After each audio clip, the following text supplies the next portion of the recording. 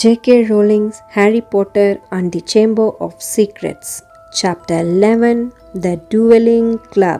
ஞாயிற்றுக்கிழமை காலை தூங்கி முழிச்ச ஹாரி அந்த ஹாஸ்பிட்டல் விங் குளிர்கால சூரிய வெளிச்சத்துல பிரகாசிச்சதை பார்த்தான். அவனோட கையில மீண்டும் எலும்புகள் வளர்ந்திருந்தது. ஆனா ரொம்ப வெறப்பா இருந்தது. சட்டுன்னு நிமிந்து உட்காந்து காலினோட படுக்கை இருந்த திசைய திரும்பி பார்த்தான். ஆனா நேத்தி உடை மாற்றினப்போ ஹாரியோட படுக்கையை சுத்தி எப்படி உயரமான திரைச்சீலைகள் தொங்குச்சோ அதே மாதிரி இப்ப காலினோட படுக்கையை சுத்தியும் திரைச்சீலைகள் மூடி இருந்ததால அவனால எதையுமே பார்க்க முடியல. ஆனா அவன் விழித்தெழுந்து உட்கார்ந்திருந்ததை பார்த்த மேடம் பாம்ஃப்ரீ பெரிய காலை உணவு தட்டோட பரபரப்பா அவன் கிட்ட வந்து அவன் கையையும் விரல்களையும் நீட்டி மடக்கி பார்த்து பரிசோதிக்க தொடங்கினாங்க. எல்லாம் சரியாதான் இருக்கு அப்படின்னு அவங்க சொல்லிக்கிட்டு இருந்தப்போ ஹாரி தட்டு தடுமாறி இடது கையால அவனோட கஞ்சியை எடுத்து சாப்பிட்டுக்கிட்டு இருந்தான். சரி, நீ சாப்பிட்டு முடிச்சதும் இங்கிருந்து கிளம்பலாம் அப்படின்னு அவங்க சொன்னதும் ஹாரி அவசரமா உடை மாற்றிக்கிட்டு ரான் கிட்டையும் ஹெர்மோயினி கிட்டையும் காலின் அண்ட் டாபியை பத்தி சொல்லணுங்கிற அவசரத்துல கிரிஃபிண்டோர் டவரை நோக்கி வேகமா ஓடினான். ஆனா அவங்க ரெண்டு பேரும் அங்க இல்ல. அவங்க ரெண்டு பேரும் எங்க போயிருப்பாங்கங்கிறத யோசிச்சபடியே ஹாரி உடனடியா அங்கிருந்து வெளியேறினான். தன்னோட கை மறுபடியும் சரியாயிடுச்சாங்கிறத பத்தி அவங்க ரெண்டு பேரும் கவலைப்படவே இல்லைன்ற மாதிரி தோன்றினப்போ ஹாரிக்கு கொஞ்சம் வருத்தமா தான் இருந்தது. நூலகத்தை கடந்து போனப்போ பெர்சி வீஸ்லி உள்ள இருந்து வெளிப்பட்டான். கடைசியா அவனை சந்திச்சதோட ஒப்பிட்டா அவனோட முகபாவனை எவ்வளவோ பரவாயில்லங்கிற மாதிரி உற்சாகமாவே இருந்தது. ஓ, ஹலோ ஹாரி, நேத்தி ரொம்பவே சிறப்பா விளையாண்ட, உண்மையாவே அற்புதம். ஹவுஸ் கப் தரவரிசையில கிரிஃபிண்டோர் தான் முன்னிலையில இருக்கு. நீ மட்டும் 50 புள்ளிகள் பெற்று கொடுத்திருக்க. நீ ரானையும் ஹெர்மோயினியும் பாத்தியா? அவங்க எங்கன்னு தெரியுமா அப்படின்னு ஹாரி கேட்டான். இல்ல, நான் பார்க்கல அப்படின்னு சொன்ன பெர்சியோட முகத்துல இருந்த புன்னகை சட்டுன்னு மறைஞ்சு போயிடுச்சு. அநேகமா ரான் வேற எங்கேயாவது ஒரு கேர்ள்ஸ் டாய்லெட்ல இருக்க மாட்டான்னு நம்புறேன் அப்படின்னு அவன் சொன்னதை கேட்டு வலுக்கட்டாயமா அசட்டுத்தனமா சிரிக்க வேண்டிய நிலைமைக்கு உட்படுத்தப்பட்ட ஹாரி கண் பார்வையிலிருந்து பெர்சி மறையிற வர அங்கேயே நின்னுகிட்டு இருந்தவன் நேரா மோர்னிங் மெட்டல் பாத்ரூமை நோக்கி நடக்க ஆரம்பிச்சான். ரானும் ஹெர்மோயினியும் மறுபடியும் எதுக்காக இங்க வந்திருப்பாங்கங்கிறத பத்தி விளங்காதவனா, ஆனா அதே சமயம் ஃபிளிட்சோ இல்ல வேற ஏதாவது ஒரு பெர்ஃபெக்ட்ஸோ அந்த இடத்த சுத்தி இல்லங்கிறத உறுதிப்படுத்திக்கிட்டு பாத்ரூம் கதவை திறந்துகிட்டு உள்ள போனப்போ பூட்டப்பட்டிருந்த ஒரு சிற்றறைக்குள்ள இருந்து பேச்சு குரல் கேட்டது. பாத்ரூம் கதவை மூடினபடியே நான் தான் அப்படின்னு சொன்னான். உடனேயே உள்ள இருந்து சலசலப்பு சத்தமும் அதிர்ச்சியில மூச்சடைச்ச சத்தமும் கேட்டது. அப்புறமா தான் பார்த்தான், சாவித்துளை வழியா ஹெர்மோயினியோட கண்கள் தெரிஞ்சது. ஹாரி, எங்களை நல்லா பயமுறுத்திட்ட, உள்ள வா, உன் கை எப்படி இருக்கு அப்படின்னு கேட்டா.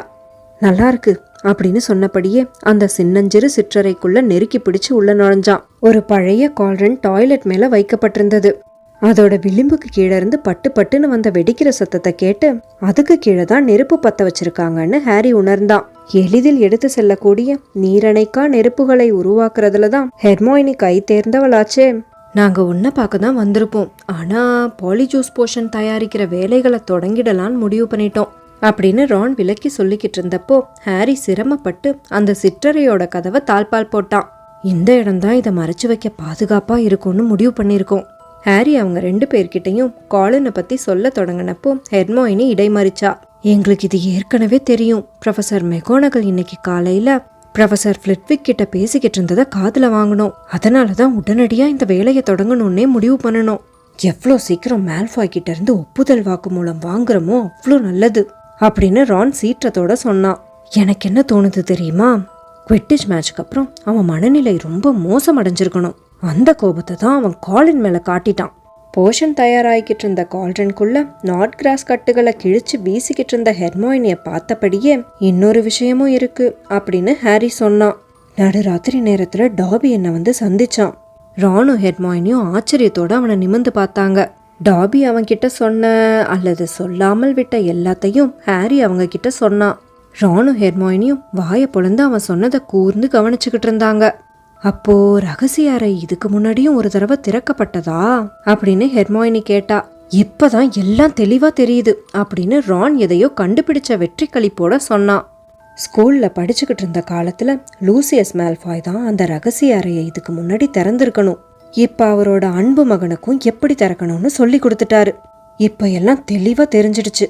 டாபி அந்த ரகசிய அறைக்குள்ள என்ன மாதிரியான ராட்சசன் இருக்கான்னு உன்கிட்ட சொல்லி இருந்தா நல்லா இருந்திருக்கும்.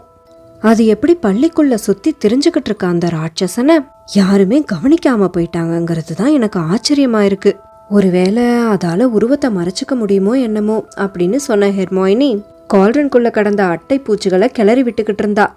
இல்லைன்னா ஒருவேளை அதால தன்னோட உருவத்தை மாத்தி ஒரு கவச உடையாவோ இல்ல வேற ஏதாவதாவோ காட்டிக்க முடியுமோ?